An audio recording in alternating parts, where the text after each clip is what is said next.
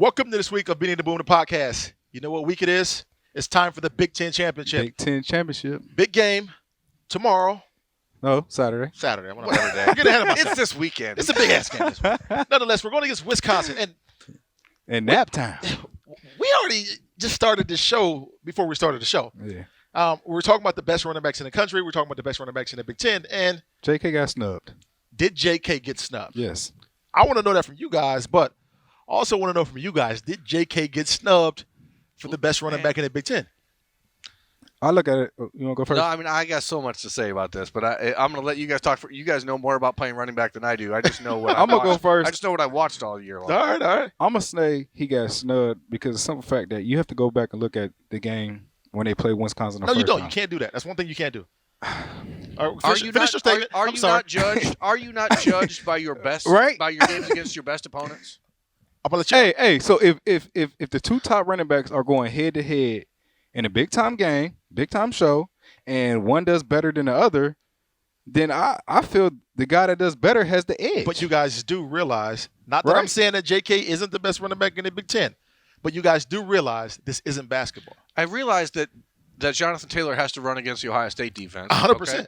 But I also realize that he had, 20 carries for 50 yards? Yeah. He's done that 4 against Ohio State, but he also only had 70 yards against Northwestern. Mm-hmm. He also couldn't beat Illinois. And I'm sorry. I think that you are judged by how you play in your biggest games. And if you look at J.K. Dobbins against Penn State, Michigan, Wisconsin, Michigan State, 4 top 20 run defenses in the country, he averaged 155 yards a game. And another thing you got to remember, JK half of the season he only played a half of most of the games. Dude, You let him run every game like he did against Michigan. I'm not going to sit here and dispute that JK wasn't phenomenal. JK didn't ball versus best opponents. All I'm going to do is I'm going to play devil's advocate, sit here and say Jonathan Taylor, he was the end-all, be-all for that offense. I get it. That's they didn't true. have a damn thing. I understand the premise of maybe he's more That's valuable. another point. Maybe he's more You're valuable. the only guy that can name me somebody else on Wisconsin's offense. Right. Maybe he he barely can do it. Right? Maybe he's more valuable than J.K. Dobbins, but he's not a better running back, and he didn't have. I mean, his numbers were better. He had one additional touchdown. He also played way more, 60 more yards, and he had 30 more carries. And J.K. played 4 minutes in the second half all year long. It's just my point exactly. I get I it. ain't got I nothing else think to say about it. and you know this. These preseason awards, like they hand them out. They announce them Right. in August. Like, oh, the preseason. Like, who cares? Yeah. But those preseason nominations often shape people's perception in November because the rest of the media isn't watching every game. Right. They're watching their dudes. Yeah, man. Like I say, I'm not taking nothing away from JK. You don't become the number 2 all-time leading rusher in Ohio State history just by being another guy. Right. That doesn't happen. Yeah. Phenomenal, one of the best running backs in school history. I'm just saying, I don't know if he was necessarily slighted. If you're giving awards based off of numbers, all right, cool. I mean, he has 30 less carries and only 90 less yards. The dude is balling. Phenomenal. What was Taylor's average? Less than JK's. That's all I know. Dude, but Taylor, that's That's what I know. guys- come on, man. you got to take into consideration everything. What did he do against Ohio State? Well, we know that Ohio State has the number 1 defense in the country. It don't matter. It doesn't matter. JK, We know he had Wisconsin had the number 1 defense at the time. But they were exposed. We know Jonathan Taylor had a big game against Michigan, right? But JK's day was better. We know Right. Taylor didn't have to play Penn State. Didn't play Michigan State. Like, I don't know, man. I just think that Like, they're sometimes both great running backs. But they are. Yeah, they are. And again, They are. I think if the argument is more valuable, then maybe I understand. But if you're talking about running back of the Right. year, and that's what the award says. Mhm. It says the running back of the year, not the whose team needs you more award. Right. Like, it's J.K. Dobbins in a landslide. It's just, Man, for God's I just sake. don't necessarily think he was just outright snubbed like that. I mean, it was. I think if You got two Jonathan great Taylor running backs. didn't win that award last year, he wouldn't have won it this year. Another thing you got to look at, all right. Jonathan Taylor's backup. What did he do? Master Teague is Boom. a backup. You Hold on, why are you comparing a backup when we're talking about starting running backs? because I'm saying, obviously, That shit- Master Teague took that's gonna make carries them- that's gonna from, make- hold on, he took carries But I'm going to tell you, that's going from, to make your case look so much shittier. You know why? Because that's going to say, you know what, I can plug and play any running back in Ohio State's offense, and they're going to do what J.K. was able to do. you got a That's point essentially there, what you're saying. but But if you take the numbers of Master Teague and Marcus Crowley and just give them to J.K., it's a runaway. That's what he's saying, I think. basically. Like, if you take those additional 7 You give him his carries that he got. we made on Lettermen Row before the season. We did our bold predictions for the year, right? Mhm. Like that was our thing. And mine was that J.K. was going to break Eddie George's single-season record for rushing and be the first 2,000-yard rusher in school history. He could have easily been. And he should have been already, Mhm. and he's still probably going to do it, especially if there's 3 more games because he only needs like 335 yards. If you take off like Zeke did in this time. Right. So, I don't know, man. I know Jonathan Taylor's a really good running back, and I'm not saying that he's not, and I'm not saying he's not going to be a good NFL pro. Right. But J.K. got snubbed. That's indisputable fact. So if you put Facts. if you put J.K. on Wisconsin's offense and you put Taylor on Ohio State offense, does J.K. still win? I mean, does Taylor still win? No, because they're giving the award Please to pick him up. Come in, slide in. They're giving We're the getting award Austin Ward up in here, please. because they're giving We're the talking award. about a snub. I got to get in here. They're Thank giving- you. because Let's do they're it. giving the award to the most valuable, not the best, and that's my argument. Well, and I think that's deservedly so at this point in time. I mean, he's a great running back, Jonathan Taylor, and he's arguably the best because when you look at it, I'm going to say he's a good running back because a great I running back love gets more than 2 J.K. yards a with carry. everything in anybody. me. I think J.K. is phenomenal. I'm just not of the belief that it was an outright snub because So- Jonathan Taylor's a hell of a running back, and he's doing a lot with a little. So if you're a GM and you got these 2 guys on the clock, who Right. you taking? That's going to take a little bit more evaluation. Oh. I know who I'm taking. Yeah, I mean, that's going to take a little bit of evaluation. These guys Oh. both are good. I'm taking the guy that has 250 less career carries in I'm the Big Ten. I probably am What too. I'm I don't even know why I hesitated with that one. I'm probably taking J.K. because J.K. is a little more versatile. You look at the history And durable. of the Wisconsin running backs from college to the pros. Yeah, I we mean, know. you had. Yeah, but that's not what we're talking about here. We're not talking about. I'm them just saying translating. overall. Talking I'm about giving you. Big Ten I'm giving you running back of the year. points. Yes, we're talking about a Big Ten All running right. back of the year who's the best running back in the Big Ten. Beanie, here's my case. When these two played, I know they're not going head to head. Think about the number of times that Wisconsin had to take Jonathan Taylor off the field.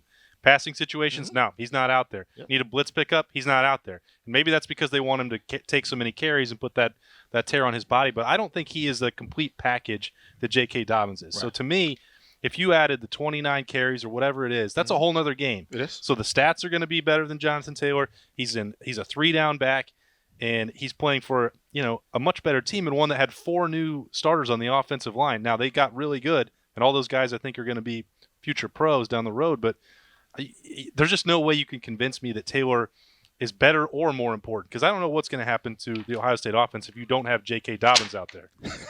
That is how you convince somebody. Now he just convinced me. He made all these great points, and we're just going off of how they play against. So we ain't made no good points. Yes, he made valuable. This is all freaking I need. points. This is all Hey, I need. I right walked here. I walked in the door. I knew what was happening. I said, "Boys, let me put this on right now." Right. This is all I J.K. need. He got snubbed there. Okay, then. Thank you. That's all we wanted, right? A little bit more All right. details. Jesus Christ. Show's over. Looks like I walked in right on time. No, but so, what do you guys think? Obviously about this weekend, and is there any chance at all? I'll go with you, Berm. I'm pointing at you, and I'm saying I'll go with you, Berm. I'm very I'll go confused. Berm. The internet, everything's Exactly. reversed. Because we're dressed the same tonight. No, I'll go with you, Berm. What is your take on this weekend? Do you think any chance Wisconsin sneaks up and takes this away from Ohio State? And this is for both of you. Do you think if Ohio State happens to lose this game, are we still in position to be in the college football playoff? Not even are we in position. Do we still get in the college football I'll playoff? answer it reverse. I mean, All right. if it's a 17-14 loss and Justin Fields misses the 3/4 of the game, and sure, Ohio State's still in the playoff if Fields is healthy and ready to go in the playoff. Can Wisconsin win? Sure, they can win. It's hard for a college football team to be emotionally dialed up for 3 straight games like the Buckeyes are going to have to be going into this weekend. That we talked about it on our practice report on Wednesday night following availability at Ohio State. That's the concern for me. If I have a concern, it's that talent-wise, this isn't a matchup Ohio State should lose by 99 times out of 100. The Buckeyes are going to win this game. Just flat out talent's talent. But when you're talking 3 straight weeks of Penn State, Michigan, Wisconsin, things get a little bit different, and you gotta find a different way to motivate your guys. I saw some thing. Ryan Day today apparently was showing the team a video of a race where somebody had a clear-cut win and then slowed down and started pointing at the crowd and celebrating, yeah. and then they got beat. And he's always looking for different ways to remind them of where they are. I think Beanie more this week than almost any other. Take Michigan out of the equation in the rivalry. That's always going to do it for him. But Ryan Day started talking about preseason polls this week and how Ohio State well, you guys, they only think you're talented, but they didn't think that you could actually do it. They questioned me. They questioned the offensive line. They questioned the defense. Justin Fields had never started. He's talking about this stuff. He didn't do that in August, but he waited till this week, and maybe it's something that he needed to kick him into gear. Berm is absolutely right. There's no way that Wisconsin – they have to have something – they have to play a perfect game, and they have to get 3 or 4 fumbles the way that Penn State did to pull it off, and you still can't do it. It's so hard to beat this team the way that they're rolling and as talented as they are. There's just no comparison on paper. And to answer your other question, I think Ohio State has clinched. They're in. I'm not. It would take a 59-0 the opposite way against them, I think, to knock them out of the playoff. They've done so much. They have a clear-cut number 1 resume right now. They need to lock up the number 1 seed because LSU is going to have a strong finishing argument on Saturday, or the potential to, against Georgia. But I don't see any way they can fall out of the top 4 if they just play a normal game. You guys got to answer this in one word for me. Oh, boy. This guy. Is this the most talented Ohio State team you've ever seen? Top to bottom. Yes. No. All right. I get a no from you. Now, they're the best Ohio State team I've ever seen, but they're not the most talented. Not the most talented? 2015 was more talented. I think this team is going to wind up with more draft picks than 2015. Yeah, me too. They may have more draft picks, but they're not going to have as many first-round draft picks. You don't think? No. I definitely think this team is the best Ohio State team ever assembled, and I think we're probably the most talented top to bottom because I don't see a weakness when you go to any position group. I mean, you can go to linebackers there. That's the one group that I don't see a first-round pick right now. I do. But I mean, I think Malik Harrison could be a talent-wise as that guy. Baron Browning could be that guy. I mean, they got I think Pete Warner's played a hell of a season. Yeah, he's played great. Yeah. I don't. It's certainly the weakest group on the field, but it's not a weak group by any measure. Malik Harrison is a great college linebacker, and I think that he'll be on an NFL team for a long time. But the scouts that I've talked to already don't see him as a first-round pick. Right. So you're right about that one. There's not a first-round pick there, but I would, to me, Chase Young is a no-brainer, right? Jeff Okudah is a no-brainer.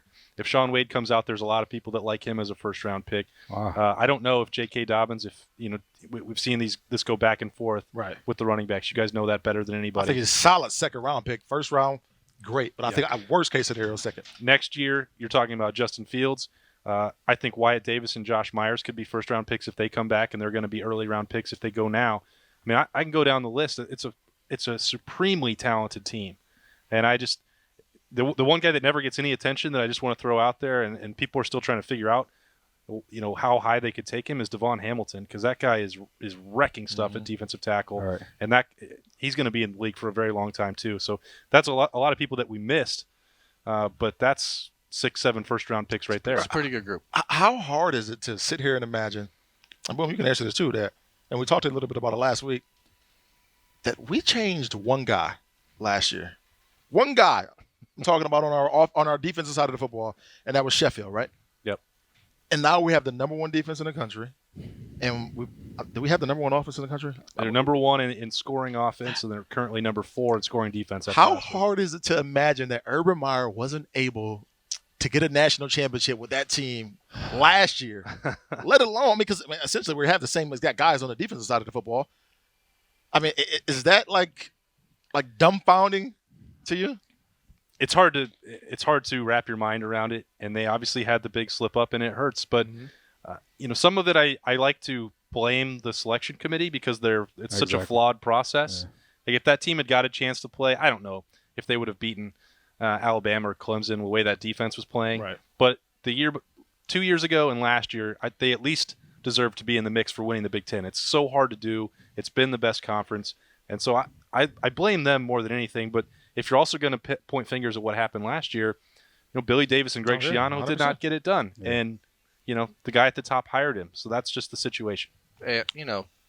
Last year, aside from the fact that the defense was just awful, the offense was one-dimensional a year ago. They didn't run the ball very well, and I know which sounds silly because there were still 2,000-yard rushers, but they didn't. It wasn't like the running game could ever take over a game, right?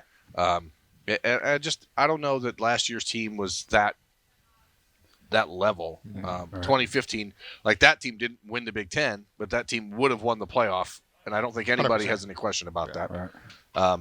But I think it's when you talk about the committee and the subjectivity of the whole damn thing. Like Georgia was how many point favorite at home against South Carolina, who won 4 games this year? 29 or so, and nobody cares. but Ohio State loses by They'll care. They're going to care on Sunday. That's Yeah. why they're Well, not. but it's not going to matter on Sunday because if Georgia loses, they're out anyway. Yeah. So you don't have Georgia getting in there. No. I don't even think they should be. I mean, I don't know. I mean, maybe the committee knows. Well, clearly they know. What Well, they're Georgia's doing in to a if they degree. win.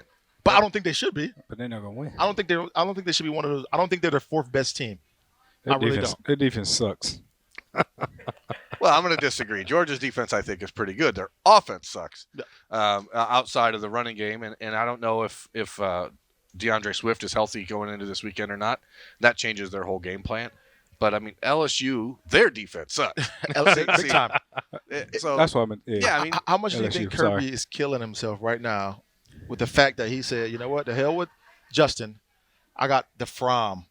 Doesn't he have to be? Yeah, man, there's no way you can watch these two guys and tell me Jake Fromm is better. And somehow they did that. And, people say that too about the last couple of years with Burrow and Haskins and JT. Like, I tend to give the benefit of the doubt to the coaches who see him every day. Mm-hmm. And unless there's an outcry from teammates, you've been through this situation where guys want one guy to be the quarterback because they see it on the practice field. That didn't really happen at Georgia for Justin Fields, but I don't know why. Because you put them on the field, there's no comparison between the two for me. It's crazy. And the way that they even just used him, like they typecast him as this change of pace runner. That's not who Justin Fields is. We haven't seen him take off like last week or 2 weeks ago. Was it last week or 2 weeks ago? 2 weeks ago. 21 times versus Penn State was the most we've seen him run a football. And it wasn't even like it was. but that was power running. Exactly. But he looked damn good doing it. The though. thing is, like what you guys went through in 2008 with Terrell and Beckman, right? Like, you have some guys clearly want one guy to be the quarterback, a handful of guys who want the other guy to be the quarterback. But Terrell Pryor couldn't throw the football, right? 100%. Justin Fields could throw the football. So it's not like there's a drop-off. And I know Jake Fromm's a smart guy and a leader, but newsflash, so is Justin Fields. Like, I don't know. I mean, to me, it seems like a coach sometimes, one of the worst things they can do is just say, this is my guy. All else, screw everything else. This is my guy. Because Jake Fromm, when Justin Fields was being recruited, the whole idea was come in, Jake Fromm will be gone after his junior year. Justin will have 2 years to take over. Well, Jake Fromm's junior year is about up, and Justin Fields is probably going to be picked ahead of him in next year's draft. I still don't see Fromm as an NFL quarterback right now. So they bungled it. Right. And they're still in the top 4 right now. But imagine putting them, as Boone was talking about there and corrected himself with the Georgia defense. You put that Georgia defense, it's sort of like this Ohio State. And then Justin Fields in charge of that Georgia offense. We're talking about a completely different game in the SEC. Absolutely. Yeah, I mean, DeAndre Swift may not play. George Pickens is out for the first half. I think Lawrence Cager's out. So, I mean, their only receiving options at Georgia are not playing in the first half for sure. DeAndre Swift may not play. LSU might beat them by 50. And that's what if I'm talking if I'm talking about an Ohio State, I mean, the first time they played it was 24-14. They're still playing against the LSU defense. They only gave up 14 to them last time. And that was in Athens, right? LSU defense is. I'm not taking my hat off to them guys. They played this I year. know. No, they sure didn't. They didn't? No. Was that last year? Yeah. I'd like to take one thing, Right. put it with another thing. Sometimes they don't fit together. The entire SEC is the exact same team, and they all stink. But I asked that question because it just makes me think about how often we see those situations, more so now than in years past, but where we have a quarterback transferring from a university, going on and being ultra successful, and then that university being on the outside looking in. Unfortunately enough for us, we're not on the outside looking in because we have a damn good one. Right. And I think everybody probably agrees that Burrow is probably going to win the Heisman. But you go back and look at a couple of years ago. Look at the Urban Meyer team that has Cam Newton. They have Tim Tebow, a Heisman Trophy Crazy. winning quarterback already. And you got Cam Newton sitting there in the wings who I don't think anybody Snagging a disagree laptop. which Well, one yeah, is better. You got to understand, there's extenuating circumstances Right. there. Cam was politely asked to leave, so it's not entirely the Right. same thing. Justin Fields was asked, "Please don't go." Cam Newton was played, "Please leave." I mean, We're going to need you. the closest thing when you bring that up, Beanie, is Oklahoma this year and Alabama, because you got Jalen Hurts going there trying to lead the Sooners back to the playoff, and Alabama is 100% out. And now part of that is obviously the injury, but I mean that's why you want to keep those guys as long as possible, and it's really hard to do that. I'm not saying they could have twisted Jalen Hurts' arm to, stick around for another year, or do anything to maintain his eligibility after that whole process. They're not the same, but you see these guys leave, and there's only like 4 or 5 spots in the entire country where you can go succeed like at How this much level. fun is that Sugar Bowl going to be? Tate Martell is kicking himself in the ass right now. I can tell you that much. It wouldn't matter. Yeah. I know it wouldn't, but nonetheless, he would have still been on his team. He would have got some chances to play, and yeah, he wouldn't be at Miami. Who goes to Miami? I don't know about that one. And don't even start. I would leave right now to go to Miami. To be honest. No, man, that's It's 40 degrees I outside. just wanted to chat real quick about that, man. Hold on. You got to talk about the bet DSI though. Yeah. So what's the spread in this game? I don't have the spread. 16.5. Ohio State. We're going to make our bets at betdsi.com. Use promo code Beanie100. Ride the Buckeyes. There's 16.5 in a neutral environment. Big Ten championship. Let's base our home. Indoors. Yeah, I think that I'm obviously going to lay the points there and take the Buckeyes in this one. They just 38-7 in a rainstorm, and now you give them a chance to get on that fast track. We've seen what they've done the last couple of years. I'll never forget watching Paris Campbell and Terry McLaurin flying down the field. Now it's time for Chris Olave and Ben Victor and KJ Hill to have their turns. I mean, that's pretty – and J.K. Dobbins too, obviously. And the Big Ten's best running back. So, that's right. There you go. He's on the field there. I'm definitely to it. We all agree.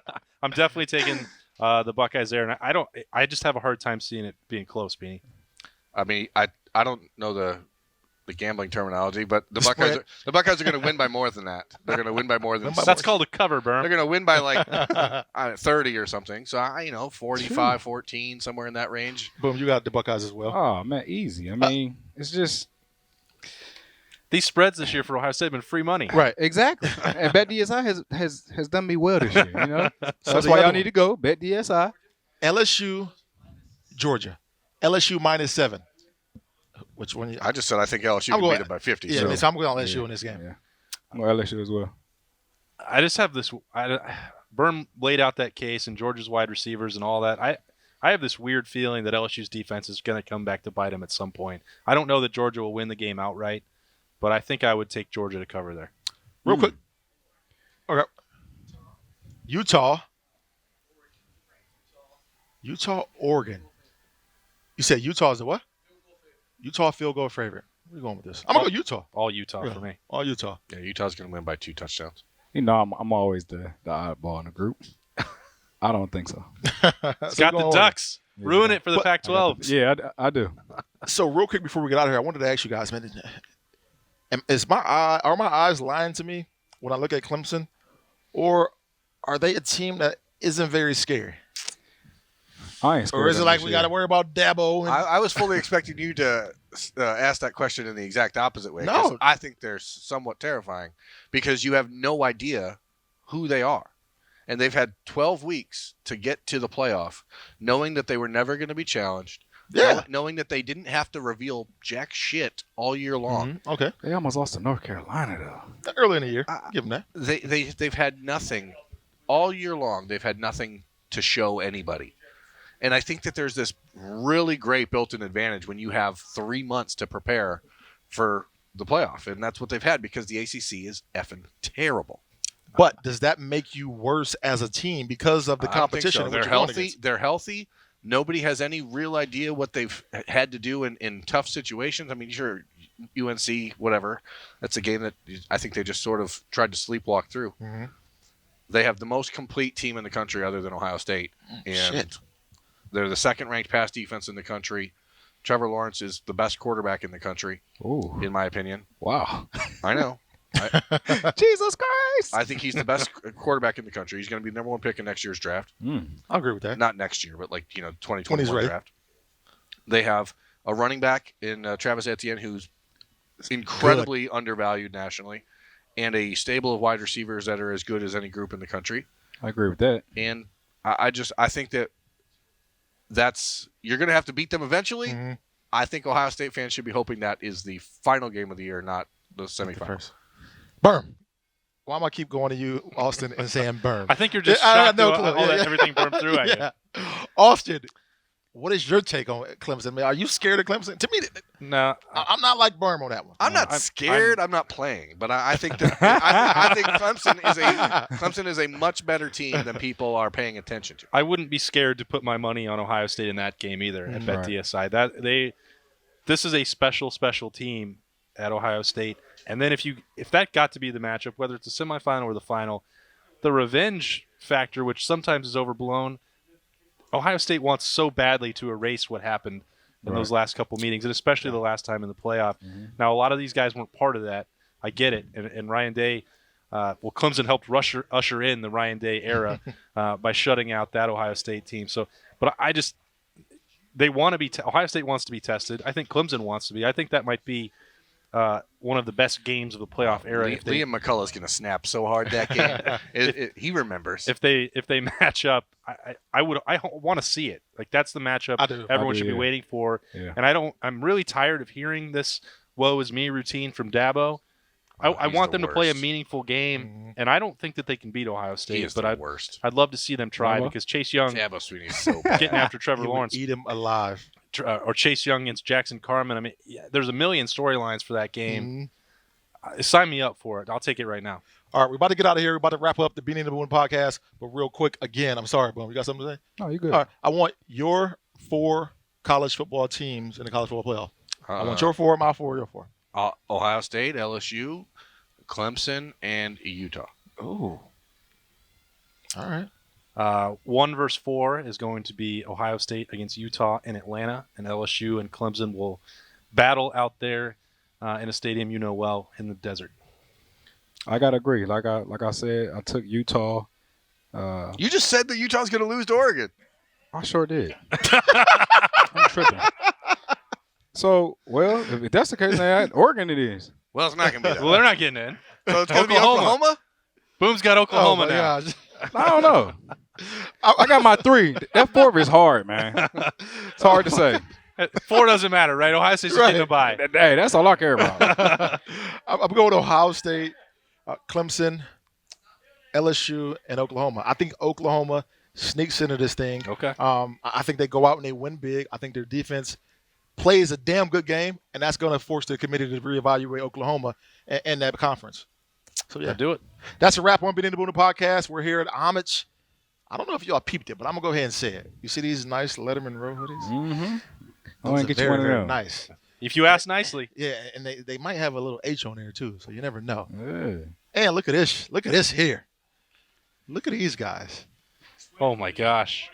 Dude, I remember That's sweet. there was a program cover. It was like Troy Smith, Antonio Pittman, Anthony Gonzalez, and a bunch of other guys. They were called the Fun Bunch. This looks like the Fun Bunch right here, though. This is your group that should be That's the called the Wild Fun Bunch. Bunch right here. That's the Wild Bunch. No, man, stop on down to Homage for the next couple of days. They got a nice, pretty sweet deal. So, yeah, come down and check them out. 33% off everything. That's a wrap. Thanks for watching. Subscribe below to get the latest videos from Lettermen Row. We got Letterman Live, we've got the practice report, we got rapid reaction. Hey, and you know we got Buck IQ with Zach Bourne. For sure. We got recruiting breakdowns with Berm. We got whatever you need. Ohio State football and Ohio State athletics, we've got you covered here at Lettermen Row.